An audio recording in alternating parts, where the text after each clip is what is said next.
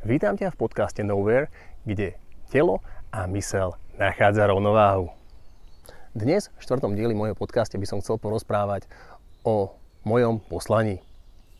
Vďaka Filipovi Kunovi som prešiel 66-dňovou výzvou, kde som každý deň zdieľal nejaké video na sociálne siete, kde som skúšal nejaké rôzne svoje fotečky a zistil som, že vôbec nič sa nestalo, je to úplne v poriadku a ja môžem kľudne prezentovať samého seba na sociálnych sieťach. Je to jednoducho vec, ktorá je možná aj pre mňa a týmto pádom by som chcel teda pretaviť svoje novonadobudnuté schopnosti, ako upraviť video, ako nastrihať video a porozprávať o tom, čomu ja verím a čomu ja chcem dať prednosť. Ja osobne verím tomu, že naše telo sa chce hýbať a myseľ chce uveriť.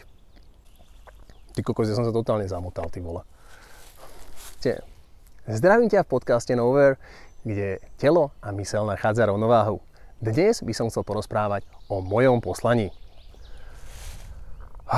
V týchto dňoch ukončujem výzvu od Filipa Kunu, kde som prešiel 66-dňovou výzvou každý jeden deň zdieľať niečo na sociálnej siete. Zistil som, že aj ja som toho schopný a tým pádom, že som toho schopný, túto svoju novonadobudnutú schopnosť by som chcel použiť na zdieľanie môjho poslania.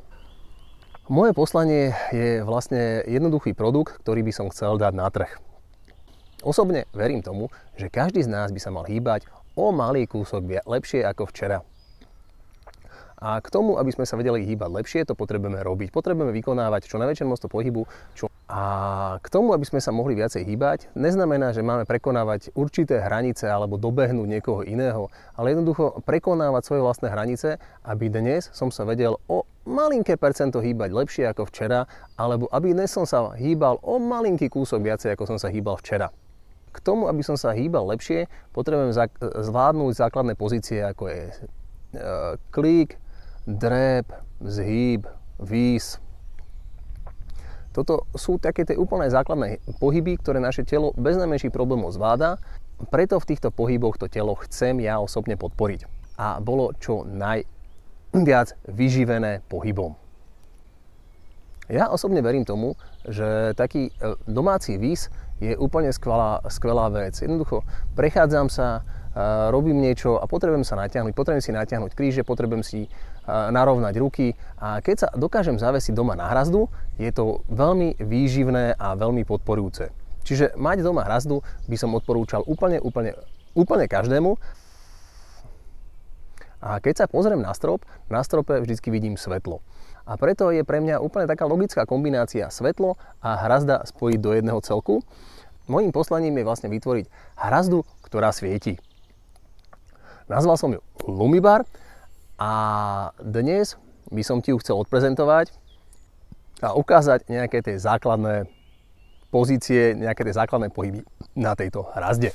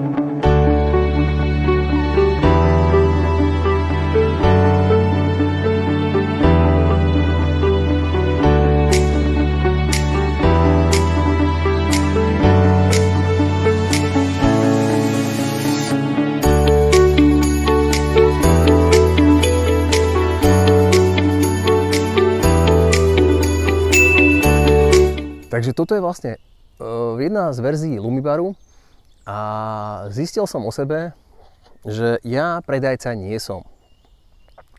Ja tento produkt neviem pretaviť do sveta a preto vlastne natáčam toto video, aby som oslovil širšie množstvo ľudí, aby som oslovil kľudne teba, tvojho suseda, niekoho ďalšieho, kto mi bude vedieť poradiť, ako by som tento Lumibar dokázal dostať na trh.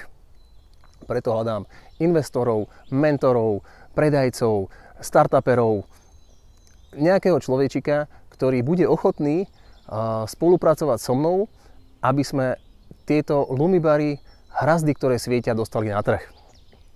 A samozrejme hľadám zákazníkov, hľadám inovátorov, ktorí sú otvorení tejto myšlienke a sú ochotní ísť do vyvíjania nového produktu, do vyvíjania niečoho, čo som ja ešte osobne nenašiel, len zatiaľ vytvoril u seba doma a zistil som, že to je úžasné a chcel by som to pretaviť do celého sveta. Chcel by som to nejakým spôsobom odovzdať a v tomto cítim moje poslanie, v tomto cítim, že toto je moje miesto, tuto by som chcel byť a odovzdať všetko, čo dokážem k tomuto Lumibaru, tomuto svetu.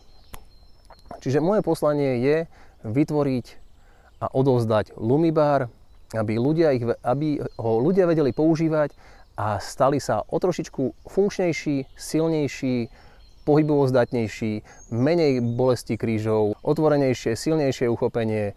Čiže taký vis je veľmi podporujúci element a mať doma hrazdu je k tomu veľmi príjemný element.